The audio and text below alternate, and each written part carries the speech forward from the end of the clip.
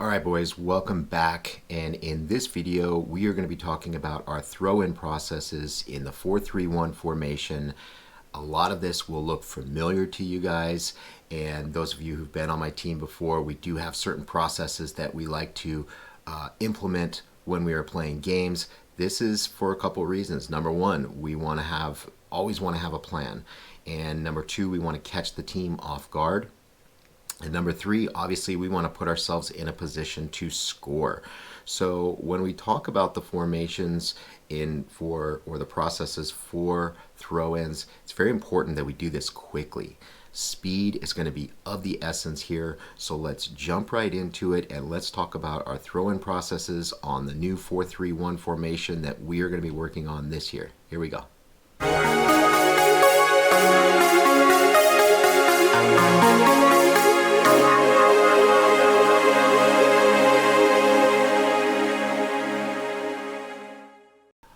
Alright, so when we are dialing in these processes, we need to make sure that we need to know who is throwing the ball in.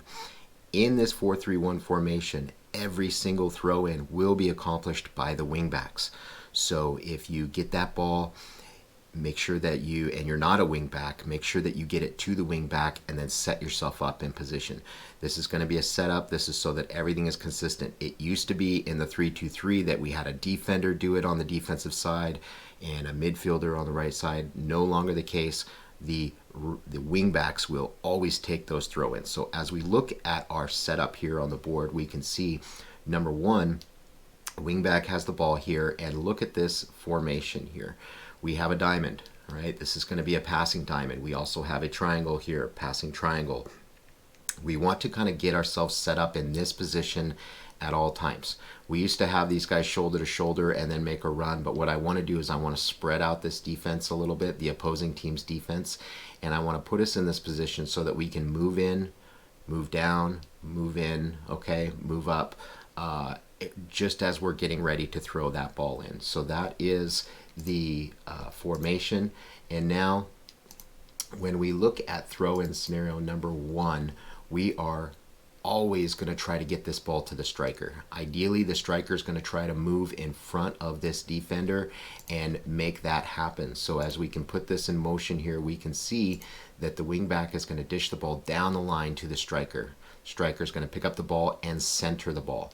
Now, since the striker is down here and not in the middle of the field, this is where the center mid needs to come and pick up the slack. So we're going to see the center mid in a lot of these scenarios driving in and taking shots on goal in place of the striker because we're trying to make this happen quickly.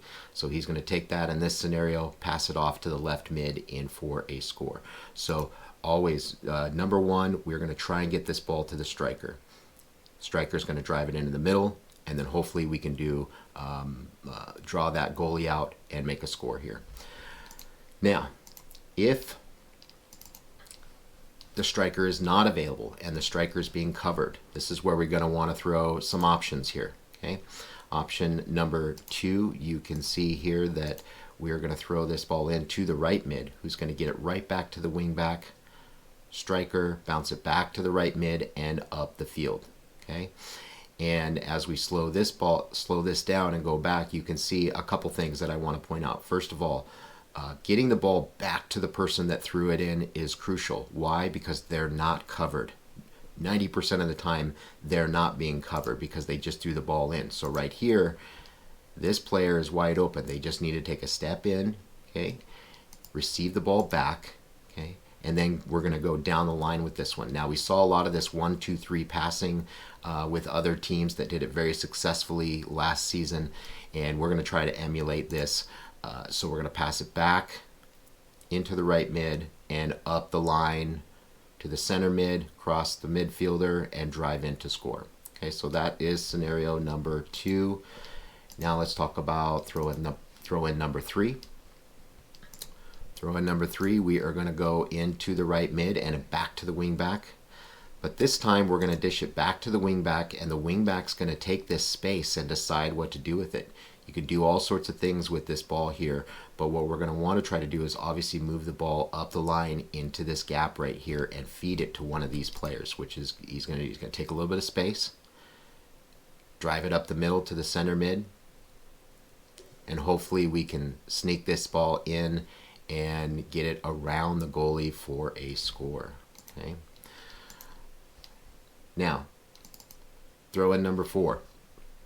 Process number 4, we're going to take this ball to the right back. We're going to go backwards with our pass here, and you can see that when we do this, we are going to go back to the right back who's in play, again back to the wing back who just threw the ball in. Now everybody's going to shift forward in this one. Everybody's moving forward. The striker is going to pick this ball up and cross that ball into the middle. Okay, and you can see the center mid needs to recognize that if the striker's in the mix and driving up in, he needs to stay here for a deflection of some variety. So very quickly, right wing back's going to go back, and now everybody's going to move. As soon as we see that, everybody's going to move up. It's going to feed it right through that little hole there and in for a score. Okay, so that's scenario number 4. And last, we're going to talk about throw in number 5, which is kind of an escape route. Okay, when we are kind of clotted down here with this opposing team, and they've really marked us very well. We are going to send this ball back around. So the wing back is going to take it to the right back, and now the right back is going to go backwards with it off to the left wing back. And now the left wing back's going to play a 1-2 wall pass around that number 4 player.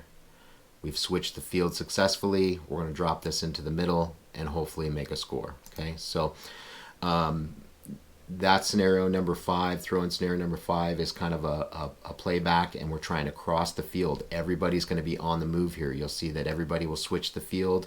The center mid will come up into space. Left mid and striker are ready to charge in.